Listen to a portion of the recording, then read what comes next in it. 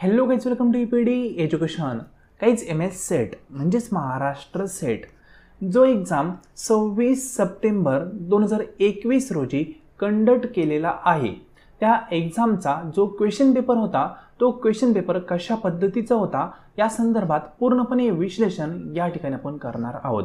म्हणजे आज आपण 26 सप्टेंबर 2021चा जो क्वेश्चन पेपर आहे तो पूर्णपणे विश्लेषण सहित पाहणार आहोत. प्रत्येक प्रश्नाचं प्रॉपर वेनी या ठिकाणी आपण विश्लेषण करणार आहोत.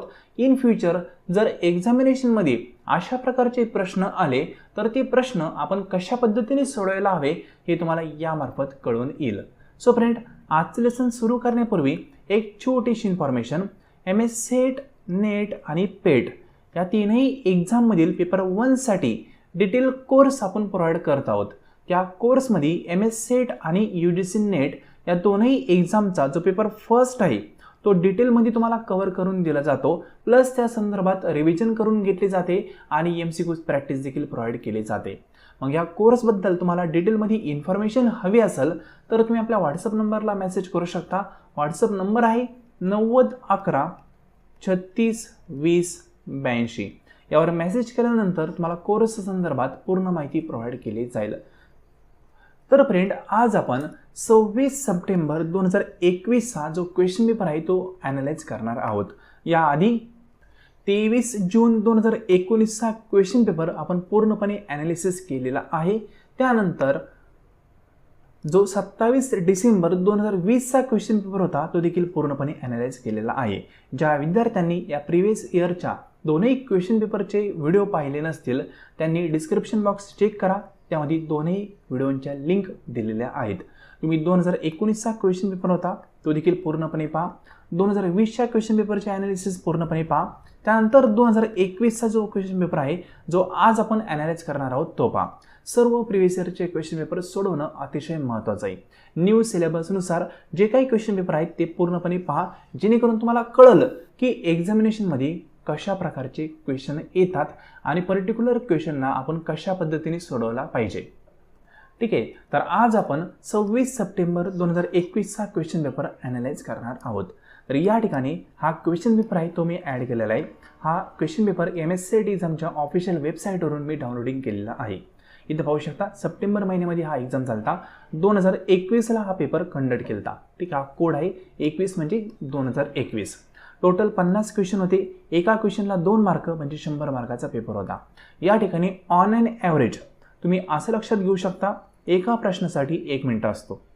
ठीक आहे, म्हणजे जरी आपण पाहिलं की 60 मिनिटं आणि 50 क्वेश्चन असा रेशो आहे, पण हे 60 मिनिटापैकी पहिली 5-10 मिनिटं तुमचे म्हणू शकतो नाव वगैरे फिल करण्यासाठी जाऊ शकतात, कारण आत्ता सध्या ऑफलाईन एक्झाम आहे. मग या गोष्टींना तुमचा वेळ जाऊ शकतो. म्हणून तुम्ही ऑन अँड ॲव्हरेज एका मिनिटाला 1 क्वेश्चन सोडवायचा आहे अशा पद्धतीने टाईम मॅनेजमेंट करणं अपेक्षित आहे. जर एका क्वेश्चनला जास्त वेळ गेला तर बाकीच्या क्वेश्चनला टाईम कमी राहणार आहे हे तुम्ही समजून घ्यायचं. सिंपल. म्हणजे या ठिकाणी 50 क्वेश्चन 50 मिनिटांमध्ये सोडवणं अपेक्षित आहे. आपण या ठिकाणी जे पण प्रश्न पाहणार आहोत ते थोडेसे प्रॉपर वेने डिटेल ॲनालाइज करून पाहणार आहोत, जेणेकरून तुम्हाला प्रॉपर वेने समजतील. या ठिकाणी फर्स्ट क्वेश्चन काय म्हणतोय ते समजून घ्या. तर काय म्हणले ते पहा. Understanding level of teaching include, म्हणजे टीचिंगच्या वेगवेगळ्या लेवल असतात त्यातील अंडरस्टँडिंग लेवलवर एक्झामला क्वेश्चन विचारलेला आहे. या ठिकाणी लक्षात घ्या, टीचिंगची फर्स्ट लेवल असते मेमरी लेवल, सेकंड असते अंडरस्टँडिंग लेवल ज्यावर आपल्याला क्वेश्चन विचारलेला आहे. त्यानंतर लेवल असते रिफ्लेक्टिव्ह आणि त्यानंतर एक ॲडव्हान्स लेवल असते ते म्हणजे ऑटोनॉमस लेवल. ठीक आहे, त्यातल्या अंडरस्टँडिंग लेवल ऑफ टीचिंगवर क्वेश्चन आलेला आहे. त्यांनी असं म्हणलं की अंडरस्टँडिंग लेवल ऑफ टीचिंग आहे त्यामध्ये कुठली गोष्ट ॲड असते ते विचारलं आहे. तर ऑप्शन फर्स्ट आहे memory, second aptitude, third insight, fourth creativity. आता या ठिकाणी या 4 पैकी कुठले तरी 2 ऑप्शन आपल्याला सिलेक्ट करायचे आहेत, कारण जर आपण फायनल ऑप्शन पाहिले तर फायनल ऑप्शनमध्ये प्रत्येक ठिकाणी 2-2 ऑप्शन त्यांनी ठेवलेले आहेत. म्हणजे 4 पैकी कुठले तरी 2 हे अंडरस्टँडिंग लेवलचे एलिमेंट आहेत, घटक आहेत. आता सिंपल साधं जर तुम्हाला माहीत असेल की अंडरस्टँडिंग लेवल ऑफ टीचिंग यामध्ये काय असतं, यामध्ये मेमरी लेवलची वैशिष्ट्ये असतात आणि प्लस स्वतः अंडरस्टँडिंग लेवलची पण वैशिष्ट्ये असतात.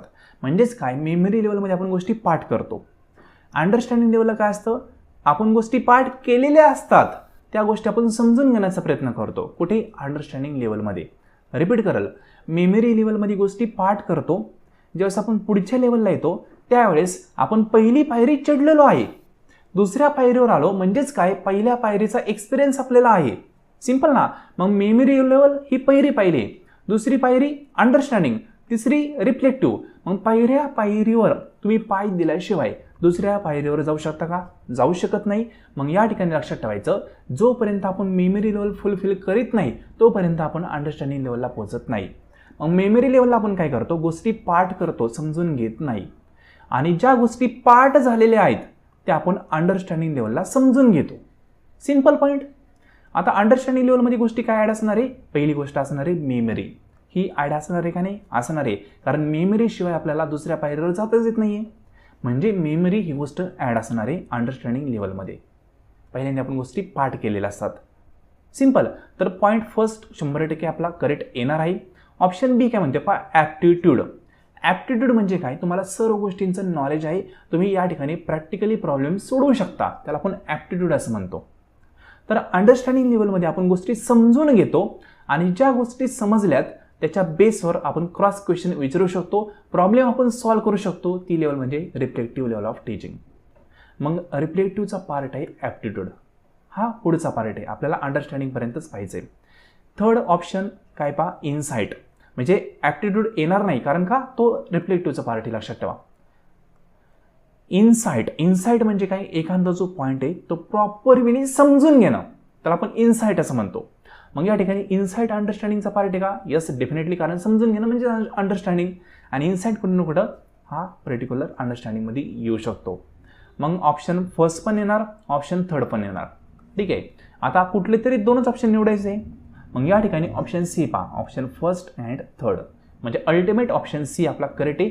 क्रिएटिव्हिटी हा देखील पॉईंट या ठिकाणी येणार नाही, कारण क्रिएटिव्हिटी हा पॉईंट ऑटोनॉमस लेवलमध्ये असतो. सिंपल. तर आय होप तुम्हाला थोडक्यामध्ये याच्या संदर्भात माहिती कळाली असेल. मेमरी लेवल म्हणलं तर त्या ठिकाणी अंडरस्टँडिंगचे वैशिष्ट्ये असणार, हे लक्षात ठेवायचं. सर्व लेवल आपण आपल्या कोर्समध्ये डिटेलमध्ये समजून घेतलेले आहेत. एक्झामला जर यावर क्वेश्चन आला तर आपले मार्क गेले नाही पाहिजे, हातातले मार्क आहेत. तर या दोन्ही पॉईंटला अंडरस्टँडिंगमध्ये कव्हर केलं जातं. Simple. Question number second, the most intellectually fertile period of a human being is. म्हणजे माणूस जो आहे किंवा मानव जो आहे त्या मानवातला मानवाच्या जीवनातील सर्वोच्च बौद्धिक सुपीकतेचा काळ कोणता असतो ते विचारलंय.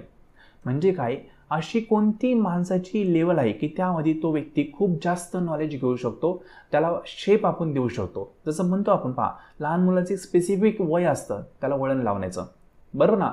नॉर्मली एखादा मुलगा मोठेपणी दारू वगैरे पेत असेल तर त्या पालकांना दोष दिला जातो का, कारण तुम्ही लहानपणी पर्टिक्युलर पिरियडमध्ये त्याला प्रॉपर वळण लावलं नाही असं कन्सिडर केलं जातं. मग हा जो म्हणतो ना आपण वळण लावण्याचा पिरियड, हा कुठला असतो, तर तो असतो अडोलसेन्स. म्हणजे 10 ते 19 वर्ष. हे जे वय आहे ना विद्यार्थ्यांचं, ते खूप महत्त्वाचं असतं.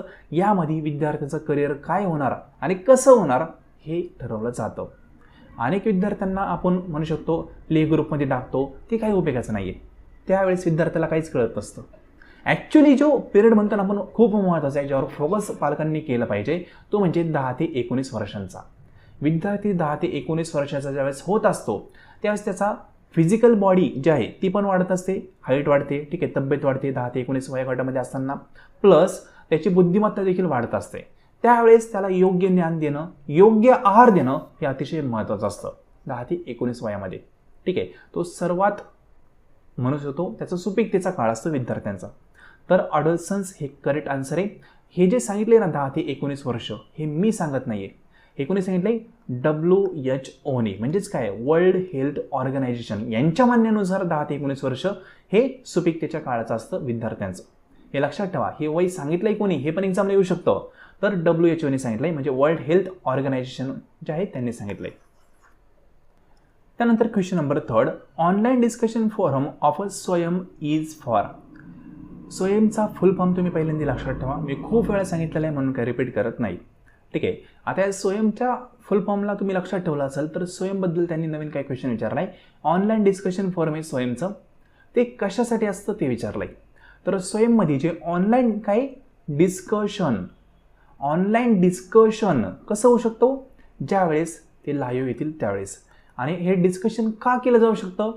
विद्यार्थ्यांचे जे प्रॉब्लेम आहेत ते विद्यार्थ्यांनी पर्टिक्युलर टीचरला विचारले जावेत म्हणून केलं जातं. म्हणजेच काय, ऑनलाईन डिस्कशन आहे स्वयंचं, ते डाऊट क्लिअर करण्यासाठी असतं. ऑप्शन नंबर फर्स्ट करेक्ट आहे. सिंपल क्वेश्चन आहे ना, अवघड असं काही आहे का? नाही. तर या ठिकाणी विद्यार्थीचे डाऊट आहे ते क्लिअर करण्यासाठी ऑनलाईन डिस्कशन जे फॉर्म आहे ते ओपन केलं जातं स्वयंचं. ऑप्शन ए हा करेक्ट आहे 3 नंबरच्या क्वेश्चनचा. त्यानंतर 4 नंबरचा question, history can not be taught by using.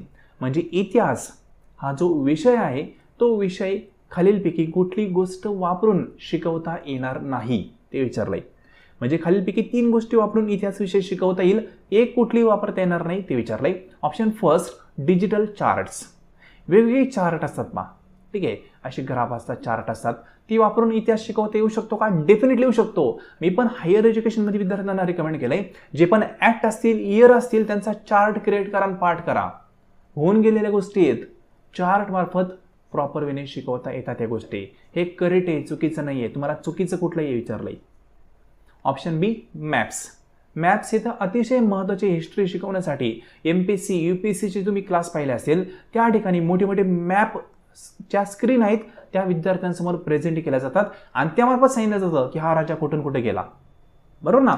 म्हणजेच काय, मॅप जर असतील तर मॅप मार्फत विद्यार्थ्यांना हिस्ट्री प्रॉपर वेने शिकवता येते. बरोबर ना? तुम्ही 10वी पर्यंत तुम्हाला पण मॅप वगैरे दाखवले असतील. हे महत्त्वाचं आहे, हिस्ट्री प्रॉपर वेने शिकवता येते. हे पण करेक्ट आहे. तुम्हाला चुकीचे विचारले, कुठल्या गोष्टींनी इतिहास शिकवता येणार नाही हे तुम्हाला ओळखायचं आहे. या दोन्ही गोष्टींनी येतो. Option C demonstration method. Demonstration पद्धतीने इतिहास शिकवणं पॉसिबल नाही आहे. कारण डेमॉन्स्ट्रेशन पद्धत कधी वापरतात? फ्युचरमध्ये एखादी गोष्ट करायची असेल तर. आणि इतिहास काय? इतिहास म्हणजे पास्ट आहे. मग पास्टमध्ये जे झालेलं आहे त्याचा डेमो का करणार आपण? नाही करणार. डेमॉन्स्ट्रेशन फ्युचरसाठी असतं, हे लक्षात ठेवा. म्हणून ऑप्शन सी या ठिकाणी आपला आन्सर येऊ शकतं. होल्ड करूया, त्याआधी ऑप्शन डी पण पाहूया. Role play method. Role play मार्फत इतिहास शिकवता येतो. रोल प्ले म्हणजे काय माहिती का? फॉर एक्झाम्पल छत्रपती शिवाजी महाराज असतील, त्यांचा रोल अनेक म्हणू शकतो ॲक्टर्सनी प्ले केलेला आहे. म्हणजेच काय, त्यांचं म्हणू शकतो जे वागणूक असेल किंवा त्यांचा जो स्वभाव असेल तो दाखवण्याचा प्रयत्न केलेला आहे अनेक जणांनी. मग ते रोल प्ले म्हणजे त्यांचा रोल जो होता तो प्ले करून दाखवला की अशा पद्धतीचे हे राजा होते. बरोबर ना? मग या ठिकाणी रोल प्ले मेथड ही इतिहास शिकवण्यासाठी बेस्ट असते. ही पण करेक्ट आहे, काही चुकीचं नाही आहे. फक्त डेमॉन्स्ट्रेशन मेथड आहे ना, यामार्फत इतिहास शिकवता येत नाही. ऑप्शन नंबर सी आपला या ठिकाणी करेक्ट येईल. त्यानंतर नेक्स्ट क्वेश्चन 5 नंबरचा, absolute and relative grading are a type of dash grading. ठीक आहे, तर हे इनडायरेक्ट ग्रेडिंग असतं. ऑप्शन फर्स्ट करेक्ट आहे, डायरेक्ट क्वेश्चन आहे. त्यानंतर question number 6, most essential quality for a researcher is. म्हणजे रिसर्चर म्हणजेच कोण? जो व्यक्ती रिसर्च करणार आहेत, संशोधक, त्याला आपण रिसर्चर असं म्हणतो. मग त्याच्याजवळ अनेक क्वालिटी असायला हव्यात. त्यातली सर्वात इसेन्शियल क्वालिटी कुठली हे तुम्हाला विचारलंय. शब्द काही इम्पॉर्टंट नाही, इसेन्शियल. इसेन्शियल आणि इम्पॉर्टंट या दोघांमध्ये फरक असतो. इम्पॉर्टंट म्हणजे काही ती गोष्ट असो किंवा नसो, फरक पडत नाही जास्त. इसेन्शियल म्हणजे काही ती गोष्ट पाहिजेच, जर नसल तर पुढं काम करता येणार नाही. जसं की फॉर एक्झाम्पल तुम्हाला पेपर द्यायचा आहे, ठीक आहे, कसं द्यायचं आहे? लेखी पेपर द्यायचा आहे. लेखी पेपर देण्यासाठी पेन हा काय? इसेन्शियल आहे. म्हणजे पेन नसल तर तुम्ही पेपरच देऊ शकत नाही. आता त्यामध्ये तुम्हाला बॉल पेन आवडतंय तर तुम्ही काय म्हणणार? बॉल पेन हा माझ्यासाठी इम्पॉर्टंट आहे, पण जर बॉल पेन नसेल तर शाईपणाने पण मी लिहून ॲडजस्ट करू शकतो किंवा करू शकते. म्हणजेच काय, पेन हा इसेन्शियल आहे, पण त्यातल्या त्यात बॉल पेन असेल तर ठीक आहे, माझ्यासाठी तो इम्पॉर्टंट आहे. म्हणजे इम्पॉर्टंट गोष्ट नसेल तरी पण सर्वाईव्ह माणूस होऊ शकतो, चालू शकतं. आणि इसेन्शियल जर गोष्ट आपण विचारात घेतली तर इसेन्शियल म्हणजे ती गोष्ट हवीच आहे, ती नसेल तर ती गोष्ट परत पुढची जी स्टेप आहे ती होऊ शकत नाही. या ठिकाणी तुम्हाला इसेन्शियल कुठला पॉईंट तो विचारलाय. इसेन्शियल म्हणजे ती गोष्ट पाहिजेच. ठीक आहे, फर्स्ट पॉईंट. पंक्च्युअलिटी म्हणजे काय? वक्तशीरपणा. वक्तशीरपणा रिसर्चरमध्ये असायला हवा का? येस, असायला हवा. चुकीचं आहे का? नाही, करेक्ट आहे. आता या ठिकाणी पहा, तुम्हाला 4 ऑप्शन करेक्ट वाटतील. आपल्याला ऑप्शन चुकीचा आहे हे प्रूव्ह करायचं आणि जो करेक्ट आहे तो फाइंड आउट करायचा आहे. तर इंटेलिजन्स तो बुद्धिमान असायला हवा का ज्याला व्यक्तीला रिसर्च करायचा आहे तो? येस, असायला हवा. काही चुकीचं नाही, हे पण चुकीचं नाही असं आपण ॲझ्युम करू. नंतर genuine interest in research. Research त्याला करण्याची मनापासून अभिरुची हवी आहे, म्हणजे त्याला रिसर्च करायचं असं त्याला मनातून वाटलं पाहिजे. हे करेक्ट आहे का? येस, हे पण करेक्ट आहे. आणि नंतर option D, mastery over on subject. त्या सब्जेक्टमध्ये तो खूप मास्टर असायला हवा. हे करेक्ट आहे का? हे पण करेक्ट आहे. आता जर बारकाईने पाहिलं तर चारही पण ऑप्शन करेक्ट आहे, चुकीचं असं कुठलाच नाही. पण आपल्याला त्यांनी कोणता विचारला आहे? Most essential. म्हणजे तो असा एक ऑप्शन आपल्याला निवडायचा आहे की तो जर नसल तर रिसर्चच होऊ शकत नाही. जसं की ऑप्शन नंबर सी आहे पहा या ठिकाणी, जेन्युइन इंटरेस्ट इन रिसर्च. म्हणजे पहा, एक XYZ व्यक्ती आहे, तो खूप हुशार आहे, बरोबर, तो खूप काही हुशार आहे म्हणजे बुद्धिमान आहे. XYZ व्यक्ती आहे, तो खूप वक्तशीरपणा आहे त्यामध्ये, बरं का, दुसरा पण पॉईंट आहे त्यामध्ये. XYZ व्यक्ती आहे, त्याला त्याच्या सब्जेक्टचं खूप नॉलेज आहे, पहा बरं का. X व्यक्ती आहे, तो खूप हुशार आहे, तो खूप वक्तशीर आहे, त्याला त्याच्या सब्जेक्टचं खूप नॉलेज आहे, पण त्याला रिसर्च करायला आवडत नाही. तो रिसर्च करणार आहे का प्रॉपर? करूच शकत नाही, बरोबर ना. म्हणून ऑप्शन सी हा करेक्ट आहे. मोस्ट इसेन्शियल क्वालिटी कुठली रिसर्चरची? तर त्याला इंटरेस्ट पाहिजे त्या गोष्टीमध्ये. जर इंटरेस्ट नसेल ना तर तो व्यक्ती हुशार असूनही उपयोग नाही, तो वक्तशीर असूनही उपयोग नाही, आणि त्याला त्या सब्जेक्टचं नॉलेज असूनही उपयोग नाही. त्याला इंटरेस्ट पाहिजे रिसर्च करण्याचा. ज्या व्यक्तीला एखाद्या गोष्टीमध्ये किंवा रिसर्च करण्यामध्ये इंटरेस्ट आहे तर तो व्यक्ती ॲटोमॅटिकली वक्तशीरपणामध्ये काम करतो. ॲटोमॅटिकली त्याला बुद्ध म्हणू शकतो की बुद्धिमत्ता त्याची वाढते, कारण त्याला इंटरेस्ट आहे. तो जागून, ठीक आहे, किंवा म्हणू शकतो आपण फुल कॉन्सन्ट्रेशनने अभ्यास करणार आहे त्या गोष्टीचा. म्हणून इंटरेस्ट असणं खूप महत्त्वाचं आहे. जर इंटरेस्ट नसेल तर तो हुशार असो नाही तर बुद्धिमान असो काही फरक पडत नाही. इंटरेस्ट हा खूप महत्त्वाचा आहे, त्याला आवड पाहिजे त्या गोष्टीची, बरोबर ना. आपण पाहतो की खूप ज्या महिला असतात किंवा मुली असतात त्या खूप हुशार असतात पहा, पण त्या त्यांचं करिअर प्रॉपर वेने डन करत नाही. कारण का? त्यांना त्याच्यात इंटरेस्ट नाही आहे जॉब वगैरे करण्यामध्ये, ठीक आहे. म्हणजेच काय, या ठिकाणी तुम्ही हुशार आहे, तुम्ही खूप वक्तशीरपणा आहे तुमच्यामध्ये, काही महत्त्वाचं नाही, तुम्हाला त्या गोष्टीत इंटरेस्ट असायला हवा. इंटरेस्ट असेल तर तुम्ही फ्युचरमध्ये पुढे जाताल, सिंपल. म्हणून रिसर्चरला पण इंटरेस्ट असेल तरच तो प्रॉपरली PhD करू शकतो, रिसर्च करू शकतो. ऑप्शन सी हा करेक्ट आहे. Essential quality option number C आहे. सिंपल. आपण एका क्वेश्चनला जास्तीत जास्त वेळ देतोय, पण अशा पद्धतीने क्वेश्चन सोडवतोय की 2021चा क्वेश्चन पेपर तुम्हाला लाईफ टाईममध्ये पुन्हा पाहावा लागणार नाही, बरोबर ना. आतापर्यंत 6 क्वेश्चन सोडवले, पूर्णपणे तुम्हाला प्रॉपर वेने समजले असतील. ऑप्शन का ते करेक्ट आहे हे पण मी प्रॉपर वेने एक्सप्लेन करण्याचा प्रयत्न करतोय. आता या ठिकाणी काय म्हणले पहा, recording of reflective notes in qualitative research is call. म्हणजे गुणात्मक संशोधनामध्ये चिंतनशील टिपा ज्या आपण नोंदवतो त्याला काय म्हणतात ते विचारलंय. त्याला टिप्पणी काढणं म्हणतात, ठीक आहे. म्हणजेच काय, ऑप्शन नंबर बी करेक्ट आहे. टिपा नोंदवली, मेमोइंग, ठीक आहे. म्हणजेच ऑप्शन बी करेक्ट. डायरेक्ट क्वेश्चन आहे, सोपा एकदम. त्यानंतर 8 नंबरचा क्वेश्चन काय म्हणतोय ते पहा. A variable academic achievement will be measure on. म्हणजेच काय, शैक्षणिकमध्ये जे तुम्ही संपादन केलेल्या आहेत गोष्टी त्याची श्रेणी कशी मोजली जाते ते विचारलंय. आता सिंपल आहे पहा, तुम्हाला ग्रेड पॉईंट ॲव्हरेज असतो, अकॅडमिक अचिव्हमेंट किंवा पर्सेंटेज असतात, बरोबर ना. मग त्या ठिकाणी 1% तुम्हाला इथं मिनिमम पडू शकतो किंवा 100% पडू शकतात, किंवा ग्रेड पॉईंट ॲव्हरेज असेल तर 1 ग्रेड पडू शकतो, क्रेडिट भेटू शकतात, किंवा 10 पैकी 10 भेटू शकतात, बरोबर ना. म्हणजेच काय, या ठिकाणी एक अप्पर आणि लोअर पॉईंट ठरलेला असतो, म्हणजे त्याला आपण इंटरव्हल स्केल असं म्हणतो, ठीक आहे. अकॅडमिक अचिव्हमेंट ही इंटरव्हल स्केल मार्फत मोजली जाते. एक तुम्ही फेल होणारे किंवा तुम्हाला आउटस्टँडिंग ग्रेड भेटणारे. फेल हे सर्वात छोटं, आउटस्टँडिंग सर्वात मोठं. असं काय का आउटस्टँडिंगच्या पुढं पण काही भेटू शकतो ग्रेड? नाही भेटत आउटस्टँडिंगच्या पुढं. फेलच्या खाली काय आहे का? काहीच नाही आहे. म्हणजे एक तर फेल किंवा आउटस्टँडिंग याच्यामध्ये तुम्हाला काही ना काही गोष्टी असणार आहे, त्याला आपण इंटरव्हल स्केल असं म्हणतो, ठीक आहे. अकॅडमिक अचिव्हमेंट ही इंटरव्हल स्केल मार्फत मोजली जाते. त्यानंतर 9 नंबरचा क्वेश्चन काय म्हणतोय ते पहा. If frequency distribution has some extreme score, then appropriate measure of central tendency will be. म्हणजे जर तुम्ही वारंवारता विवरण करत असाल, ठीक आहे, त्यामध्ये एक्स्ट्रीम एखादा स्कोर असेल तर एक्स्ट्रीम स्कोर असल्यानंतर तुम्ही मोस्ट ॲप्रोप्रिएट जे फ्रिक्वेन्सी डिस्ट्रिब्युशनचं टेक्निक आहे किंवा मेजर आहे ते कुठलं यूज करणार ते विचारलं आहे. एक्स्ट्रीम स्कोर म्हणजे काय ते पहिले समजून घ्या. इथं शब्द काय वापरला आहे? फ्रिक्वेन्सी डिस्ट्रिब्युशनमध्ये एक्स्ट्रीम स्कोर आहे. तुम्हाला कळत नसेल तर मराठीतनं वाचा, मी सांगताना मराठीतनं सांगतोय, बरं ना. एक्स्ट्रीम स्कोर असेल तर त्यासाठी कुठलं मेजर तुम्ही यूज करताल ॲप्रोप्रिएट रिझल्ट भेटण्यासाठी हे तुम्हाला विचारलं आहे.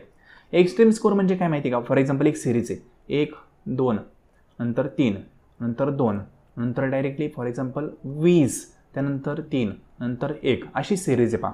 आता या ठिकाणी जर तुम्ही फिगर पाहिल्या तर 1 ते 3 यामध्ये सर्व फिगर आहेत. म्हणजे काय 1, 2, 3, 2, नंतर 3 आणि 1. पण एकच फिगर खूप मोठी ती म्हणजे 20 पहा. सर्व फिगर आहेत छोटे छोटे आहेत, फक्त एक खूप मोठी आली 20. त्याला आपण एक्स्ट्रीम स्कोर असं म्हणतो. म्हणजे जे आपल्या कॉमन फिगर आहेत त्यापेक्षा एखादी फिगर खूप मोठी येते त्याला आपण एक्स्ट्रीम स्कोर असं म्हणतो. ठीक आहे. असं जर सिरीज असेल तर त्या ठिकाणी कुठलं मोस्ट अप्रोप्रिएट मेथड असते सेंट्रल टेंडन्सी मोजण्यासाठी, तर त्यासाठी मीडियन आपण यूज करतो. मीन काढू शकत नाही, कारण ॲव्हरेज काढायला गेलं तर हे एक्स्ट्रीम स्कोअरमुळे तुमचा ॲव्हरेज चुकीचा येऊ शकतो. बरोबर ना. कारण का फॉर एक्झाम्पल 1 आणि 2 किती झाली 3, 3 आणि 3 6, 6 आणि 3 6 आणि 2 8, 8 आणि 3 किती 11, 11 आणि 1 12. बरोबर ना. 12 झालं. 1 2 3 4 5 6 7. आता याला 7 भागिले केलं म्हणजे सपोज XYZ तुमचा ॲव्हरेज येईल. सिंपल ना. मग तो ॲव्हरेज आहे तो चुकीचा येणार, कारण मीन काय सांगतो तुमचे इकडं पण निम्म्या फिगर राहिल्या पाहिजे, इकडे निम्म्या राहिल्या पाहिजे, मध्ये मीन आला पाहिजे. सेंटर पॉईंट म्हणतो आपण मीनला, पण मीन इथं चुकीचं येणार आहे. मग या ठिकाणी ज्या ठिकाणी एक्स्ट्रीम स्कोर असतो सिरीजमध्ये त्या ठिकाणी मीडियन यूज करतात, ते लक्षात ठेवा. कारण मीडियनमध्ये आपण काय करतो अर्ध्या संख्या इकडे सोडतो, अर्ध्या संख्या इकडे सोडतो आणि झाला मीडियन 2. ठीक आहे. इथं 3 संख्या सोडल्या, ह्या 3 संख्या इकडे सोडल्या, जे मध्ये राहिली तर आपण मीडियन म्हणतो. मग त्या ठिकाणी एक्स्ट्रीम स्कोर खूप असेल तर मीडियन मार्फत सेंट्रल टेंडन्सी फाइंड आउट केली जाते. ऑप्शन बी करेक्ट आहे.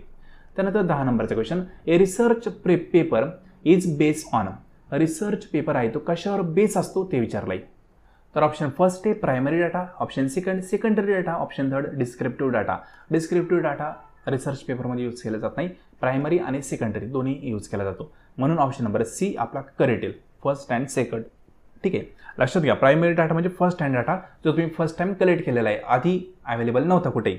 आणि सेकंडरी म्हणजे काय ऑलरेडी अवेलेबल होता, वेबसाईटवरून तुम्ही डाटा घेतला तो सर्व सेकंडरी डाटा. प्रायमरी म्हणजे काय इंटरव्ह्यू मार्फत डाटा घेतला, ठीक आहे, ऑब्झर्वेशन मार्फत घेतला तो प्रायमरी. सिंपल. मग या ठिकाणी रिसर्च पेपरमध्ये जो डाटा यूज केला जातो तो दोन्ही प्रकारचा असतो, प्रायमरी आणि सेकंडरी. सिंपल. म्हणजेच ऑप्शन नंबर सी या ठिकाणी करेक्ट आहे. आता या ठिकाणी 11 ते 15 हे जे क्वेश्चन आहेत हे सर्व पॅरेग्राफवर बेस आहेत. तुम्ही पॅरेग्राफ बेसवर क्वेश्चन जे आहेत ते तुमच्या पद्धतीने एकदा वाचून सोडवा, कारण हे सर्व क्वेश्चन कशावर बेस असतात तुमच्या वाचण्याच्या स्पीडवर, ज्या गोष्टी तुम्हाला दिलेल्या आहेत त्या तुम्हाला किती समजतात त्याच्या बेसवर. हे सर्व तुमचं वाचण्याची आवड किती तुम्हाला त्याच्यावर बेस आहे. जेवढं तुम्हाला वाचल्यानंतर लवकर समजत असेल तेवढे तुम्हाला लवकर पॅरेग्राफ सोडू शकता. आणि यामध्ये पण ट्रिक असते, पॅरेग्राफ सोडवताना काही ट्रिक वापरल्या जातात. त्या ट्रिक संदर्भात व्हिडिओ मी तुम्हाला एक्झामच्या आधी काही दिवस शेअर करणार आहे. ठीक आहे. त्यामार्फत तुम्ही समजून घेऊ शकता की पॅरेग्राफ कशा पद्धतीने सोडवायला हवा, कारण सर्वच वाचायचं आणि वाचून पॅरेग्राफ सोडवायचा अशी टेक्निक राहिलेली नाही आहे. थोडंसं म्हणू शकतो आपण स्मार्ट वर्क आपल्याला या ठिकाणी करायचं आहे. तर 11 ते 15 जे क्वेश्चन आहेत ना त्याचे फक्त तुम्हाला राईट आन्सर कुठले आहेत हे मी सांगतो, जेणेकरून तुम्हाला पॅरेग्राफ सोडवताना कळतील की योग्य आन्सर कुठले आहेत. ठीक आहे. आता यामधला जो 11 नंबरचा क्वेश्चन आहे त्या 11 नंबरच्या क्वेश्चनचं ऑप्शन नंबर सी हे करेक्ट आहे. जो 12 नंबरचा क्वेश्चन आहे त्या 12 नंबरच्या क्वेश्चनचं ऑप्शन नंबर बी हे करेक्ट आहे. जो 13 नंबरचा क्वेश्चन आहे त्या 13 नंबरच्या क्वेश्चनचं ऑप्शन नंबर डी हे करेक्ट आहे. त्यानंतर जो 14 नंबरचा जो क्वेश्चन आहे त्या 14 नंबरच्या क्वेश्चनचं ऑप्शन नंबर ए हे करेक्ट आहे. आणि जो आपला शेवटचा क्वेश्चन तो म्हणजे 15 नंबरचा जो क्वेश्चन आहे त्या 15 नंबरच्या क्वेश्चनचं ऑप्शन नंबर बी हे करेक्ट आहे. हे पॅसेज बेसवर क्वेश्चन आहेत, पॅसेज वाचा, प्रॉपरली सोडू शकता. कशा पद्धतीने पॅसेज वाचायला हवा, कशा पद्धतीने सोडवायचा त्याबद्दल ट्रिक देणारा व्हिडिओ मी लवकर शेअर करेल. आता 16 नंबरचे क्वेश्चन काय म्हणते ते पहा. According to Newcomb dash is not so much important in a communication cycle. आता न्यूकबचं जे मॉडेल आहे कम्युनिकेशनचं ते आपल्या कोर्समध्ये आपण डिस्कशन केलेलं आहे. ज्या विद्यार्थ्यांना कोर्स जॉईन करायचा असेल त्यांनी 90 11 36 20 82 या नंबरवर व्हॉट्सअपला मेसेज करा, तुम्हाला कोर्सबद्दल इन्फॉर्मेशन पाठवली जाईल. ठीक आहे. आता त्या मॉडेलमध्ये आपण पाहिलं होतं की न्यूकब यांनी काय केलेलं आहे 3 प्रकारचे एलिमेंट सांगितलेत की जे सोसायटीमध्ये कम्युनिकेशन करण्यासाठी महत्त्वाचे ठरू शकतात. बरं ना. सोशल रिलेशनशिप मेंटेन करण्यासाठी, सोसायटीमध्ये कम्युनिकेशन करण्यासाठी 3 महत्त्वाचे घटक असतात जे सोसायटीमध्ये रिलेशनशिप मेंटेन करतात आणि कम्युनिकेशन घडवून आणतात. ते घटक कुठले ते त्यांनी सांगितलं आहे पहा. त्यांच्या म्हणण्यानुसार कम्युनिकेशन करण्यासाठी काही ना काही टॉपिक असायला हवा. ठीक आहे. जो टॉपिक आहे तो कोणामध्ये ट्रान्सफर होणार आहे, एक रिसिव्हरमध्ये, आणि रिसिव्हर मार्फत म्हणजे सेंटर मार्फत रिसिव्हरकडे तो टॉपिक जाणार आहे. म्हणजे त्यांच्या म्हणण्यानुसार 3च घटक कम्युनिकेशनचे महत्त्वाचे आहेत. आपल्याला ऑप्शन किती दिलेत? 4. म्हणजे 3 घटक यांनी दिलेले आहेत, एक दिलेला नाही आहे. तो कुठला आपल्याला ओळखायचा आहे? त्यांनी काय सांगितले? टॉपिक पाहिजेच कम्युनिकेशन करण्यासाठी, टॉपिक नसेल तर कम्युनिकेशन करता येत नाही. रिसिव्हर हा पाहिजेच कम्युनिकेशन करण्यासाठी आणि सेंडर पण पाहिजेच कम्युनिकेशन करण्यासाठी. त्याने सांगितले पा सेंडर पाहिजे, आपण घेतला. रिसिव्हर पाहिजे, हा देखील घेतला. त्याने सांगितले टॉपिक पाहिजे, टॉपिक म्हणजे काय? मेसेज पण पाहिजे, आपण घेतला. त्यांनी मीडियाबद्दल कुठे काय उल्लेख केलेला आहे का? मीडियाबद्दल कुठेही उल्लेख केलेला नाही आहे. त्यांनी 3च घटक सांगितलेत, एक म्हणजे टॉपिक, दुसरा घटक म्हणजे रिसिव्हर आणि तिसरा घटक म्हणजे सेंडर. त्यांनी मीडियाबद्दल कुठेही काही सांगितलेलं नाही. ठीक आहे, मग ऑप्शन नंबर सी या ठिकाणी करेक्ट येईल. न्यूकॉम्ब यांच्या म्हणण्यानुसार कम्युनिकेशन करताना कम्युनिकेशन सायकलमध्ये कुठला घटक महत्त्वाचा नाही आहे? तर मीडिया हा महत्त्वाचा नाही आहे. बाकी 3ही घटकांचा त्यांनी उल्लेख केलेला आहे. त्यानंतर 17 नंबरचा question, what is the one of the following most important factor to become communication effective? म्हणजे कम्युनिकेशन इफेक्टिव्ह करण्यासाठी सर्वात महत्त्वाचा घटक कुठला हे विचारले. प्रभावी संप्रेषणासाठी कुठली बाब ही महत्त्वाची असते ते विचारलंय. मीडिया महत्त्वाची असते का? असते, पण काय मोस्ट इम्पॉर्टंट? खालीलपैकी सर्वच इम्पॉर्टंट आहेत चौघही, पण मोस्ट इम्पॉर्टंट कुठला हे आपल्याला ओळखायचं आहे. लक्षात घ्या. तर फर्स्ट पॉईंट आहे मीडिया. मीडिया महत्त्वाचे असते, मेसेज पण महत्त्वाचा असतो, सेंटर पण महत्त्वाचा असतो, याशिवाय कम्युनिकेशन होऊ शकत नाही. पण ते कम्युनिकेशन जे होत आहे ना, त्याला इफेक्टिव्ह होण्यासाठी त्यामध्ये फीडबॅक हा खूप महत्त्वाचा असतो. फीडबॅक नसेल तर इफेक्टिव्ह कम्युनिकेशन होऊच शकत नाही. कीवर्ड आहे, लिहून ठेवा. इफेक्टिव्ह कम्युनिकेशन होण्यासाठी पहिला पॉईंट ते डबल लाईन पाहिजे. डबल लाईन म्हणजे काय? आपण काहीतरी देणार, समोरच्याकडून पण काहीतरी भेटणार, तर इफेक्टिव्ह कम्युनिकेशन होतं. सेकंड पॉईंट काय?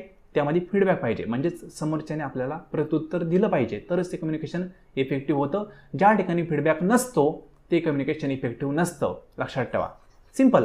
मग या ठिकाणी इमिजिएट फीडबॅक हा महत्त्वाचा असतो इफेक्टिव्ह कम्युनिकेशनसाठी. इमिजिएट फीडबॅक नसेल तर ते इफेक्टिव्ह कम्युनिकेशन होत नाही. जसं की फॉर एक्झाम्पल, हे बाक आहे, त्या बाकावर एकीकडे मुलगा बसला आहे, इकडे एक मुलगी बसलेली आहे. ठीक आहे, या मुलाने विचारलं त्या मुलीला, मी तुला आवडतो का? ठीक आहे, ती मुलगी काय म्हणली, म्हणजे ऐकलं त्या मुलीने, पण तिने काहीच रिप्लाय दिला नाही. ती 10 मिनटं झाली, 15 मिनटं झाली, शांतच बसलेली. एक दुसरी मुलगी ती येऊन बसली. ठीक आहे, तरी तिचा काही रिप्लाय नाही. त्या मुली शेजारी दुसरा एक मुलगा येऊन बसला इथे, ठीक इथे, आणि मग ती म्हणली, हो तुम्हाला आवडतो. काय उपयोग आहे का? या मुलाने ऐकलं, ठीक आहे, त्याचं मिसकम्युनिकेशन झालं. अरे ही मलाच म्हणली, बरोबर ना? म्हणजेच काही इमिजिएट फीडबॅक पाहिजे. इतक्या 10-15 मिनिटांनी फीडबॅक दिला तर ते कम्युनिकेशन इफेक्टिव्ह होणार नाही आहे. हा इकडेच राहिला बाजूला. ही दुसऱ्याच मुलाला पाहून म्हणली तुम्हाला आवडतो, बरं ना? म्हणजे फीडबॅक हा इमिजिएटली भेटला तर ते कम्युनिकेशन इफेक्टिव्ह, नाहीतर नाही. जसं तुम्ही एखाद्याला मेल केल्यानंतर 1 वर्षाने त्याचा रिप्लाय आला, काय उपयोग आहे का? नाही. इमिजिएट फीडबॅक असेल तर इफेक्टिव्ह कम्युनिकेशन. सिंपल ना? नाही त्याला आपण इफेक्टिव्ह कम्युनिकेशन मानणार नाही. म्हणून ऑप्शन नंबर डी हे करेक्ट आहे. सिंपल क्वेश्चन आहे, जास्त काही अवघड नाही आहे. सर्व क्वेश्चन सोपे असतात, सर्व प्रश्नपत्रिका सोपे असते, फक्त योग्य पद्धतीने आपण ते सोडवले पाहिजे. 18 नंबरचा question, supervisor in A factory order worker and worker follow the order, this type of communication, म्हणजे कुठल्या टाईपचं कम्युनिकेशन आहे ते विचारलं आहे. या ठिकाणी फिनॉमिना समजून घ्या, काय सांगितलं ते समजून घ्या. जो सुपरवायझर आहे ना फॅक्टरीचा, तो वर्करला काहीतरी ऑर्डर देतोय आणि वर्कर ती ऑर्डर फॉलो करतायत. म्हणजे सुपरवायझर कुठे असतो? वरती असतो. वर्कर कुठे असतात? खाली असतात. वर्करला सुपरवायझरने काय केलं? ऑर्डर दिली. म्हणजेच काय? वरतून कम्युनिकेशन खाली आलं. वरतून जर कम्युनिकेशन खाली आलं तर आपण त्या कम्युनिकेशनला डाउनवर्ड कम्युनिकेशन म्हणतो. डाउनवर्ड म्हणजे काय? खाली येणारं कम्युनिकेशन, जे वरच्या लेवलपासून खाली येत आहे. म्हणजे मॅनेजरने फॉर एक्झाम्पल सुपरवायझरला काहीतरी ऑर्डर सांगितली तरी पण ते डाउनवर्ड, कारण अप्पर अथॉरिटी लोअर अथॉरिटीला काहीतरी सांगते. मग फॅक्टरीचे जे सुपरवायझर आहेत त्यांनी वर्करला काहीतरी सांगितलं आहे, म्हणजे ते डाउनवर्ड कम्युनिकेशन. इन केस वर्करला काही सजेशन सुपरवायझरला द्यायचं असेल, वरती कंप्लीट करायची असेल, तर ते अपवर्ड कम्युनिकेशन, कारण ते काय वरती झालंय, वरती आहे. ठीक आहे, त्याला अपवर्ड म्हणतो. वरतून खाली येत असेल डाउनवर्ड, खालून वरती जात असेल अपवर्ड कम्युनिकेशन. पण अपवर्ड असेल किंवा डाउनवर्ड असेल, हे दोन्ही कशाचे टाईप आहेत? हे व्हर्टिकलचे टाईप आहे. व्हर्टिकलमध्ये 2 बेसिक टाईप असतात. एक असतं डाउनवर्ड कम्युनिकेशन, ठीक आहे, एक असतं अपवर्ड कम्युनिकेशन, दुसरं असतं डाउनवर्ड कम्युनिकेशन. सिंपल. हे व्हर्टिकलमध्ये येतात. व्हर्टिकल म्हणजे काय? सरळ रेषेत. मग ते एक तर खाली जाऊ शकतं किंवा खालून वरती येऊ शकतं. खाली जात असेल तर डाउनवर्ड, खालून वरती येत असेल तर अपवर्ड. व्हर्टिकलचे प्रकार आहेत. सिंपल. मग या ठिकाणी ऑप्शन नंबर ए हा करेक्ट येईल. सुपरवायझर आहे तो फॅक्टरीतल्या वर्करला काहीतरी डिमांड देतोय, काहीतरी सांगतोय, तर ते व्हर्टिकल कम्युनिकेशन आहे. व्हर्टिकलमध्ये कुठलं विचारलं असतं तर तुम्ही म्हणले असते डाउनवर्ड. ठीक आहे. अपवर्ड डाऊनवर्ड व्हर्टिकलचे प्रकार आहे म्हणून आपण व्हर्टिकल कम्युनिकेशन चॉईस केलं. हॉरिझॉन्टल कसं असतं, सेम लेवलच्या लोकांमध्ये सर्व मॅनेजरचं मॅनेजरशी कम्युनिकेशन, सर्व शिपायांचं शिपायांशी कम्युनिकेशन, सर्व कॉलेजच्या प्रिन्सिपलचं एकमेकांशी कम्युनिकेशन. हॉरिझॉन्टल कम्युनिकेशन म्हणजे सेम लेवलच्या लोकांमध्ये. Simple. Non formal communication. Non formal communication म्हणजे काय, जे अनौपचारिक आहे. त्यामध्ये काही ना काही म्हणू शकतो थोडेफार औपचारिकता आहे पण अनौपचारिक आहे. जसं की सहलीला तुम्ही गेले, थोडंफार नियम अटी तुम्हाला असणार आहे कॉलेजच्या सहलीला गेल्यानंतर, पण तुम्ही थोडं रिलॅक्स असणार आहे. जसं क्लासरूममध्ये असता तशी तुम्ही सहलीला गेल्यानंतर नसणार आहे. त्याला नॉन फॉर्मल कम्युनिकेशन असं म्हणतो. आणि डिस्टन्स कम्युनिकेशन म्हणजे काय, एक ऑनलाईन म्हणतो आपण ते, ठीक आहे. चॅटिंग वगैरे करणं ते सर्व डिस्टन्सचा पार्ट आहे. सिंपल. मग या ठिकाणी व्हर्टिकल कम्युनिकेशन एक करेक्ट आन्सर आहे according to question. Simple application based question होता. तुम्हाला एक त्यांनी फिनॉमिनन दिला, त्याच्या बेसवर कम्युनिकेशनचा प्रकार ओळखायला लावलेला आहे. म्हणून माझं म्हणणं असतं की कन्सेप्ट क्लिअर ठेवायच्या. आपल्या कोर्समध्ये पण मी कन्सेप्ट तुम्हाला सांगतो. कन्सेप्ट जर क्लिअर ठेवले ना तर एक्झामला क्वेश्चन कसा येऊन द्या तुम्हाला आन्सर देता येतं. 19 नंबरचा क्वेश्चन काय म्हणते ते समजून घ्या. अनअटेंटिव्हनेस ऑफ रिसिव्हर मे अफेक्ट. म्हणजे रिसिव्हर जो आहे ना त्याचं अनावधान असणं, ठीक आहे. म्हणजेच काय, अनअटेंटिव्हनेस असेल म्हणजे त्याचं लक्ष नाही आपल्या कम्युनिकेशनकडं, ठीक आहे. तर त्यावेळेस त्याचा इम्पॅक्ट कशावर होऊ शकतो ते विचारलं आहे. म्हणजे फॉर एक्झाम्पल इथं एक मुलगा आहे, इथे एक मुलगी आहे, ठीक आहे. मुलगा त्या मुलीला काहीतरी सांगतोय पण मुलीचं लक्ष दुसरीकडेच कुठेतरी, तर इम्पॅक्ट कशावर होणार ते विचारलं आहे. तो म्हणता रिलेशन होणार ते सोडून द्या, ठीक आहे. म्हणजे बेसिक इम्पॅक्ट कशावर होणार, ऑप्शन पैकी आपल्याला ओळखायचं आहे. सेंडरवर इम्पॅक्ट होणार आहे का, येस होणार आहे. थोडाफार जास्त काही इम्पॅक्ट होणार नाही पण होणार आहे, ठीक आहे. सेंडर काय होईल, अरे सांगतोय मी हे ऐकतच नाही आहे, ठीक आहे. म्हणजेच काही एक इम्पॅक्ट होणार आहे थोडाफार पण खूप जास्त होणार नाही आहे. मॅसेजवर इम्पॅक्ट होणार आहे का, नाही. मॅसेज जे सांगायचं ते सांगणारच आहे, याच्यावर काही इम्पॅक्ट होणार नाही. मीडियावर इम्पॅक्ट होणार आहे का, होणार नाही. फोन करूही खराब होणार आहे किंवा फोनने सांगतोय किंवा भोंगा लावून सांगतोय मोठा, फरक पडणार आहे त्याच्यावर. इलेक्ट्रॉनिक डिव्हाइस आहे किंवा मीडिया आहे त्याच्यावर काही फरक पडणार नाही आहे. Effectiveness of communication.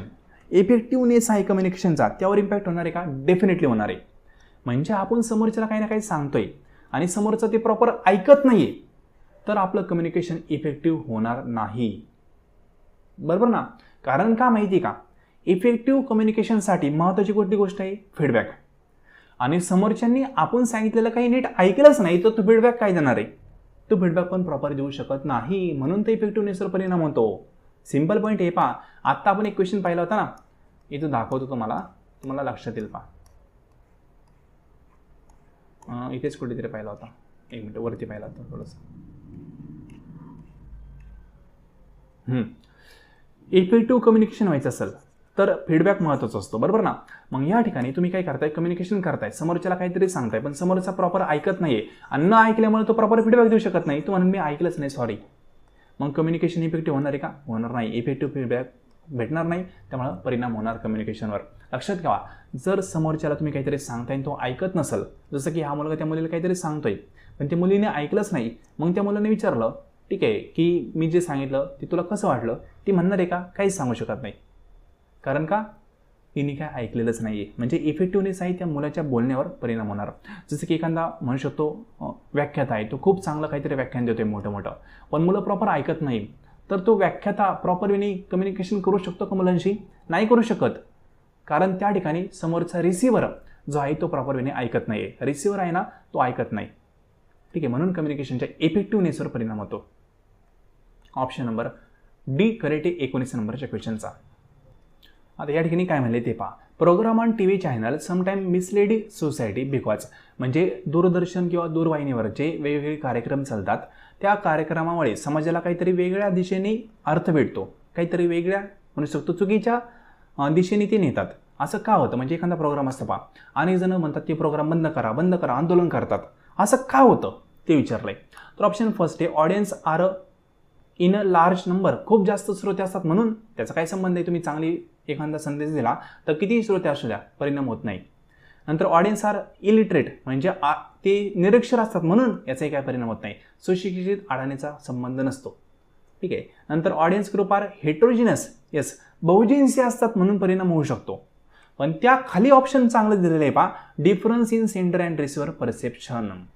म्हणजे एखादी गोष्ट एखाद्याला ज्या उद्देशाने सांगायची आहे तो उद्देश समोरच्याला कळाला नाही ना तर तो मिसकम्युनिकेशन त्या गोष्टीला करू शकतो. म्हणजे फॉर एक्झाम्पल तुम्ही तुमच्या घरच्यांना एखादा प्लॅन सांगताय पहा की मला अशा प्रकारचा बिझनेस करायचा आहे. तुमचा जो पॉईंट ऑफ व्ह्यू आहे तो जर समोरच्याला समजला नाही तर ते काय म्हणणार, हे आपलं सर्व बरबादीच करणार आहे, बरोबर ना. म्हणजेच काय, difference in sender and receiver perception. जी गोष्ट तुम्ही सांगण्याचा प्रयत्न करतात त्या सांगण्याचे हेतू जर समोरच्या लक्षात येत नसेल तर त्या ठिकाणी प्रॉब्लेम निर्माण होऊ शकतो. त्यामुळे मिसलिडिंग होऊ शकते सोसायटीमध्ये. जसं की एखादी ॲडव्हर्टाइजमेंट लागली कुठे, टी व्ही चॅनलवर. कुठली लागली, एक एक्झाम्पल सांगतो. तरी पहा, फॉर एक्झाम्पल एक ॲडव्हर्टाइजमेंट आहे की एक माणूस आहे, तो माणूस काय करतोय, त्याची पाळीव जी मांजर आहे त्या मांजरला 2 दिवसापासून खायला देत नाही असं ॲडव्हर्टाइजमेंटमध्ये दाखवलं. आणि 2 दिवसानंतर तो माणूस फॉर एक्झाम्पल बाहेर गेलता, ठीक आहे, घरात त्या मांजरीला कोंडून बाहेर गेल्यानंतर तो पुन्हा घरी आला आणि नंतर पाहिलं की त्या मांजरीने घरामध्ये कुठलीही घाण वगैरे केलेली नाही आहे. 2 दिवस तिला खायला दिलं नाही तरी ठीक आहे, तिने घराची सुरक्षा वगैरे केली असं आपण कन्सिडर करू सपोज. असं जाहिरातीमध्ये दाखवलं. मग जाहिरातीमार्फत त्यांना काय दाखवायचं होतं की पाळीव प्राणी हे खूप चांगले असतात, ते कधी आपल्या घराला वगैरे इजा करणार नाही असे ते असतात, त्यांना तुम्ही खायला द्या नाही तर नका देऊ, असं जाहिरातीमधून त्या व्यक्तींना दाखवायचं होतं. पण सोसायटीमध्ये ज्यावेळेस ती जाहिरात आली त्या सोसायटीतल्या लोकांनी असा अर्थ काढला की जे हे व्यक्ती असतात ना कामाला जाणारे, ते पाळीव प्राण्यांना खायलाच देत नाही, असा अर्थ काढला. पण जाहिरातीचा उद्देश काय होता, त्यांना असं दाखवायचं होतं की पाळीव प्राण्यांना तुम्ही एक वेळेस खायला दिलं नाही तरी पण ते तुम्हाला इजा करणार नाहीये, असं जाहिरातीमधून दाखवायचं होतं. पण लोकांनी अर्थ काय काढला की पाळीव प्राण्यांना लोक खायला देत नाही. पहा, म्हणजे एकच जाहिरात आहे पण त्याचा अर्थ म्हणजे जे सांगायचे समोरच्याला तो समोरचा अर्थ घेत नाही व्यक्ती, तो वेगळाच काहीतरी अर्थ काढतोय. म्हणजेच काय, या ठिकाणी समोरच्याची आकलन शक्ती जशी आहे त्यानुसार तो अर्थ काढतो, त्यामुळे गैरसमज निर्माण होऊ शकतो, मिसलिडिंग होऊ शकतं. म्हणून ऑप्शन डी हा करेक्ट आहे. तुमच्या पण आयुष्यात असं कधी झालं असेल पहा, तुम्ही समोरच्याला एखादी गोष्ट सांगायला जाता, तुमचा हेतू चांगला असतो ती गोष्ट सांगण्यामागचा, पण समोरचा त्याचा चुकीचा अर्थ काढतो.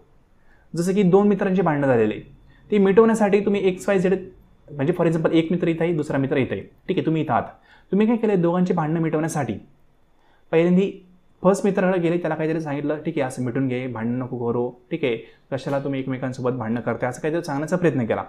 नंतर तुम्ही दुसऱ्या मित्राकडे गेले, त्याला पण सांगितलं कशाला भांडणं करतो, ठीक आहे तू बिंडो की काय मिटून वगैरे असं काहीतरी सांगण्याचा प्रयत्न केला. पण या दोघांनी काय अर्थ काढला, हा जो तुम्ही भांडण मिटवायचा प्रयत्न करताय ना तुम्ही, म्हणजे यांनी अर्थ काढला की ह्या पहिल्या मित्राने सांगितलं असेल की याच्याकडे जा आणि त्याला सांग, किंवा दुसऱ्या मित्राला वाटलं असेल की दुसरा मित्र म्हणलाय पहिल्या मित्राला सांग, ठीक आहे, म्हणजे असं काहीतरी चुकीचा अर्थ काढण्याचा प्रयत्न केला जातो. ते का असं काढतात, स्वतःच्या आकलन क्षमतेवर. सिंपल, म्हणजे तुमच्या आयुष्यात 100% असा एखादा प्रसंग घडला असेल आतापर्यंत, तुम्ही एखादी गोष्ट सांगण्याचा प्रयत्न केलाय, तुमचा हेतू प्रामाणिकपणे चांगला असेल पण समोरच्याने त्याचा चुकीचा अर्थ काढला असेल, असं झालं असेल कधी. मग ते काय होतं, सेंडर आणि रिसिव्हर यांचं जे परसेप्शन आहे ते वेगवेगळं असतं. म्हणून ऑप्शन डी करेक्ट येईल. तर आज आपण टोटल 20 प्रश्न डिस्कशन केलेत, प्रॉपर वेने डिस्कशन करण्याचा प्रयत्न केलेला आहे. सांगायचं म्हणलं तर सिंपल वेने पण तुम्ही क्वेश्चन समजून घेऊ शकता, पण मी अशा पद्धतीने क्वेश्चन समजून सांगितलेत की जेणेकरून तुम्ही एक्झामिनेशनमध्ये पण याच वेने थिंकिंग करताल आणि योग्य उत्तर देताल. 20 पैकी असा कुठलाही प्रश्न तुम्हाला वाटला नसेल की ते खूप अवघड आहे. सर्व प्रश्न सोपे होते, अवघड असं नाही. म्हणजे प्रश्न अवघड नसतात, सोपे असतात, फक्त त्याला योग्य वेने आपण सोडवलं पाहिजे. आता 20च्या पुढचे जे क्वेश्चन असतील ते पार्ट सेकंडमध्ये आपण डिस्कशन करणार आहोत, ठीक आहे. हे पहा, पार्ट सेकंड आहे ना, इथं असं एक कॉलम ॲड होईल, तिथे लिहिलेलं असेल पार्ट सेकंड. तो व्हिडिओ तुम्ही ओपन करा, पहा, त्यामध्ये बाकीचे म्हणजे 20 पासून ते 50 पर्यंत क्वेश्चन आपण पाहणार आहोत. त्याची लिंक पण याच व्हिडिओच्या डिस्क्रिप्शन बॉक्समध्ये तुम्हाला मी अपडेट करून देईल. सिंपल. सो फ्रेंड, आजचं लेसन तुम्ही संपूर्ण पाहिले त्याबद्दल थँक्यू सो मच.